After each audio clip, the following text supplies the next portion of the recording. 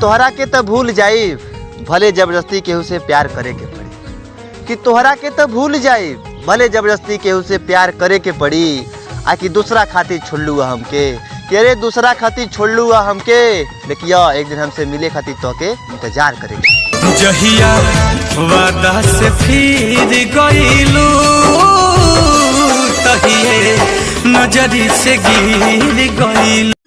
कि छोड़ देहलू ना कोनो बात नहीं। कि छोड़ देहलू ना कोनो बात नहीं। आकि तोहार नौका यार हमके आंख दिखावेला। कि तोहार नौका यार हमके आंख दिखावेला।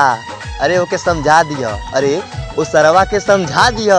हमार दिल टूटल बा हाथ नहीं। कैसे तू छोड़ के जइबू हो चल जइबू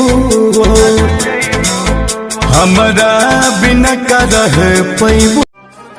अरे कि तोहके का लगता तू छोड़ देबू तो हम बिखर जाए। अरे तोहके का लगता तू छोड़ देबू तो हम बिखर जाए। आग लगा के जहर खा के फांसी लगा के मर जाए।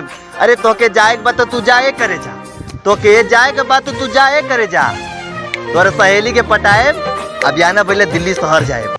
तू भाव खालू काहे झरेली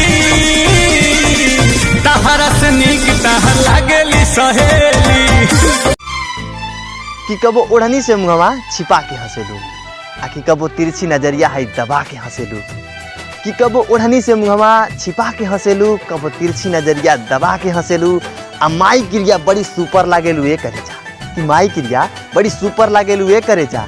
जब दतवा के तरवा उंगली दबा के हंसेलू। कवन साचा में सचले भगवान मुस्कान तहर लेता बेजान। कवन साचा कि 2-4 गो से पेट ना भरल। कि 2-4 गो से पेट ना भरल 11 गो के क्रिकेट टीम बनैबू का। कि 2-4 गो से पेट ना भरल 11 गो के क्रिकेट टीम बनैबू का। अरे इतना आशिक कहाँ रही है। कि इतना आशिक कहाँ रही है दिलवा में फ्लैट बनवैबू का। आ कितने मार कैले आ कितने हाथ फरले। कि कितने मार कैले कितने हाथ फरले। अरे बस कर रहे दो दुकान लगैबू का।